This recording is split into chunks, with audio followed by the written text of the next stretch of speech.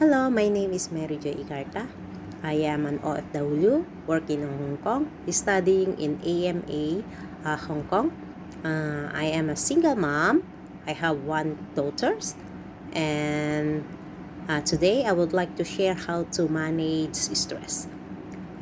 One of the biggest sources of being stressed is being away from my daughters. As a single mom, it's hard for me to balance work, uh, studies, responsibilities while living in abroad. Over time, I've learned how to cope some stress. Number one is prayer and faith. Sure, ito talaga yung una kong sandata every time na napipil ko yung stress ko, heavy things in my life. So, I surrender everything to God and God will do the rest. So, I have faith in God na everything will be okay. So, number two is communication with the family. So, communication of the family is very important also to relieve stress. Lalo na kapag mabigat yung pakiramdam mo, yung physical mo is very tired, mental very tired. So, ginagawa ko is tumatawag ako sa anak ko, sa mother ko, sa mga sister ko. Then, they encourage me. They make me happy.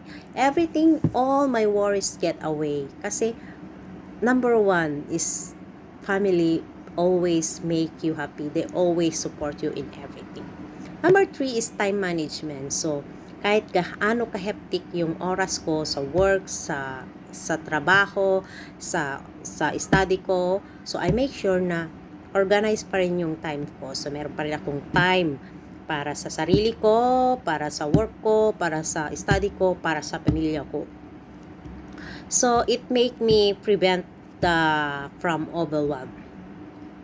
So, number four is self-care. So, self-care.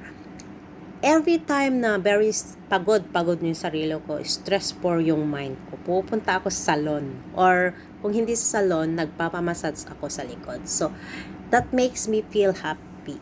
So, nare-relieve kaunti yung stress ko every time I do that. Sometimes, not sometimes, sure, I eat some healthy food to maintain my healthy body. Then, binibigyan ko rin yung oras yung sarili ko. Sometimes, I do meditation too to release my stress. So, nagme-meditate ako niyan para mas guminhawa, para mas maging refresh yung isip ko.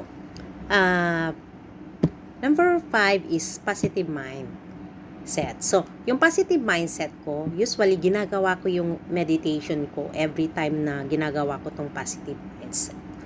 So, yung positive mindset kasi, kung positive mindset ka kasi, kahit gaano kahirap yung sitwasyon mo, kung positive side lagi yung tinitingnan mo, yung iniisip mo, walang hindi problema rito. So, every time, lahat ng worry mo, lahat ng stress mo, nawawala yan. Basta nagpa-positive mindset ka lang. So, sure, of course, lahat ng hirap dito, iniisip ko na, it's make sacrifice para sa future ng daughter ko. And, also, it make me motivated and less stress. So, stress is a part of life, but I believe it can be managed if we focus on what truly matters. For me, it's my daughter and my dreams on her. Whenever I feel tired or discouraged, I think of her, and that give me strength to keep going. So, isa sa mga nagbibigay lakas ko every time na stressful ko talaga is yung anak ko. So, iniisip ko, kaya ko to para to sa future ng anak ko. So, it makes me remind that everything will be okay. So, it make me keep going in life. So, that's all. I hope it helps you to define some tips of uh, coping of stress. Thank you for listening. Again, my name is Mary Jo Igarta, and I am on OFW Sudan. Bye bye.